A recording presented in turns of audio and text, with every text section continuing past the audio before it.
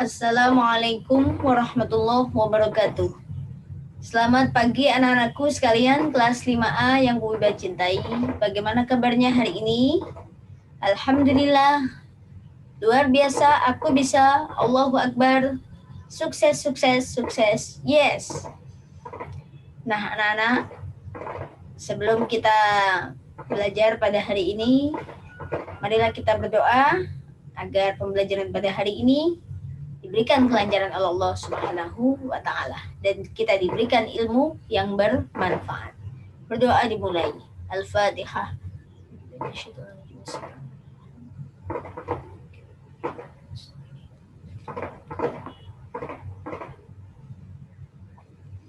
Nah, anak-anak, untuk selanjutnya kalian buka buku tema 8.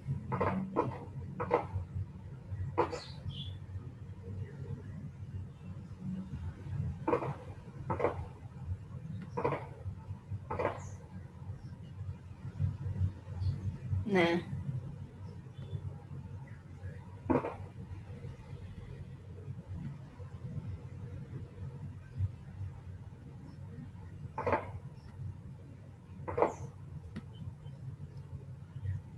coba kita lihat. Kita sudah sampai pada pembelajaran 2.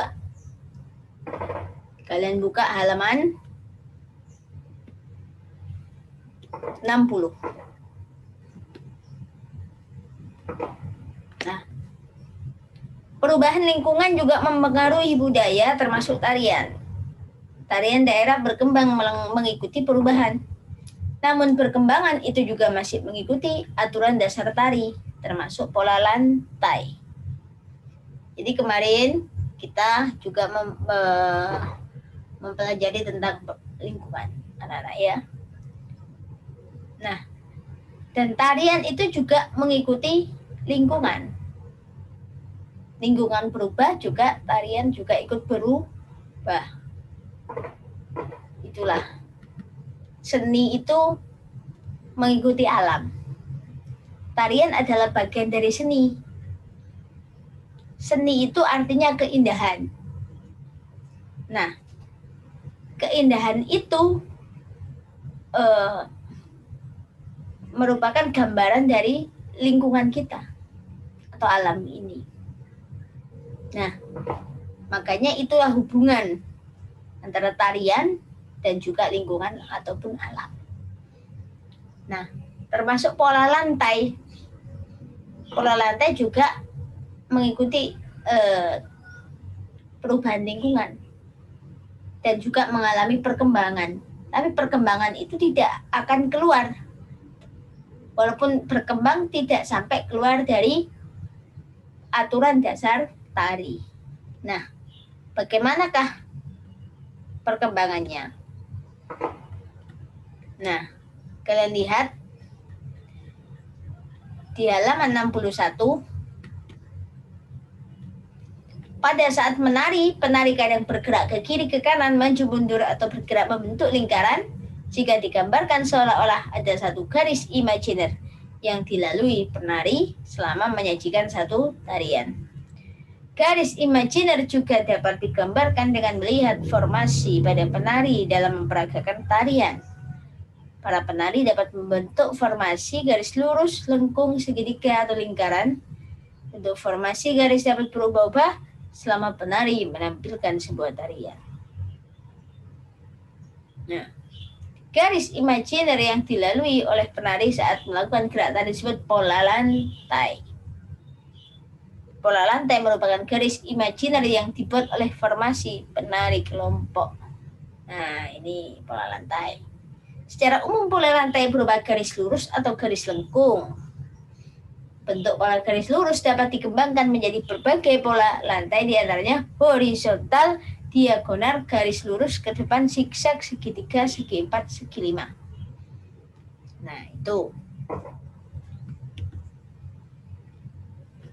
Coba perhatikan gambar di bawah ini. Penari bergerak melalui garis lurus ke depan.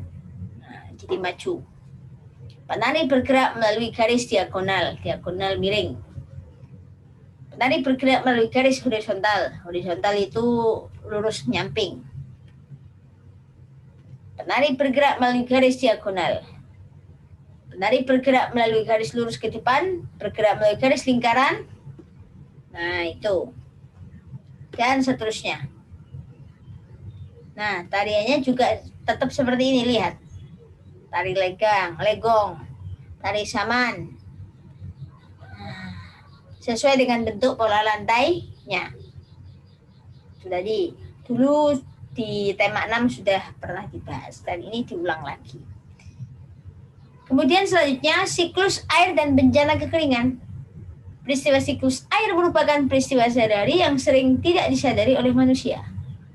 Siklus air menghasilkan air bersih yang berguna untuk kehidupan manusia. Manusia memerlukan air bersih antara lain untuk keperluan rumah tangga, industri pertanian. Nah, air hujan yang jatuh sebagian akan diserap oleh tanah, lalu menjadi air tanah. Air tanah adalah air yang mengalir di bawah permukaan tanah itu tadi. Nah, yang tidak diserap oleh tanah akan terus mengalir menjadi air permukaan. Lalu air itu menjadi tempat yang lebih rendah seperti sungai. Nah,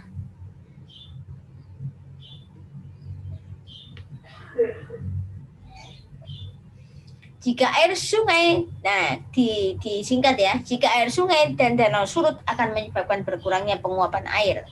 Nah, itu adalah siklus air anak-anak. Jadi air hujan yang turun ke bumi, sebagiannya diserap oleh tanah menjadi air tanah. Yang tidak terserap oleh tanah, maka dia akan menjadi air permukaan, seperti sungai, danau, dan sebagainya. Kemudian menguap kembali menjadi mendung.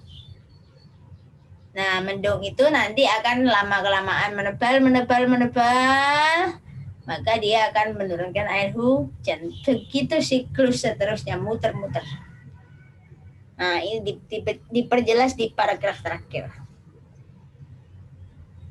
Nah, sedikitnya awan adalah semakin berkurangnya curah hujan. Itu ya. Maka kita biasakan menghemat penggunaan air dalam kehidupan sehari-hari.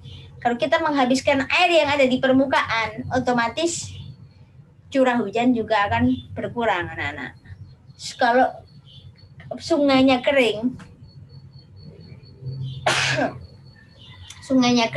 danaunya kering, otomatis curah hujannya juga berkurang. Makanya kita juga harus sering-sering menghemat air. Jangan kita gunakan seperlunya saja. Jangan membuang-buang air, itu ya. Pokok pentingnya itu. Nah,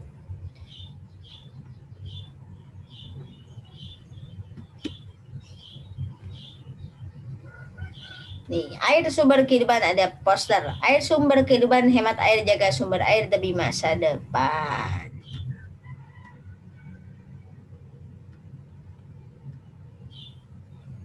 Tugas kalian adalah di halaman 67. Bersama orang tuamu buatlah gambar bagan sederhana tentang siklus air. Jadi kalian gambar di buku tulis kalian bagaimanakah siklus air tadi yang sudah dijelaskan Bu Bas secara singkat. Jika kalian belum paham, kalian bisa melihat bacaan di atas, bacaan siklus air dan bencana kekeringan itu.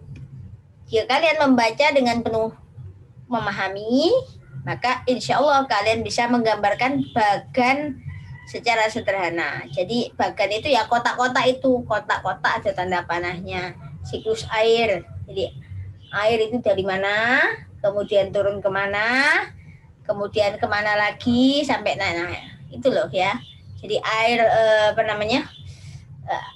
air hujan turun ke bawah, diserap oleh tanah, menjadi air tanah, yang tidak terserap jadi air permukaan, kemudian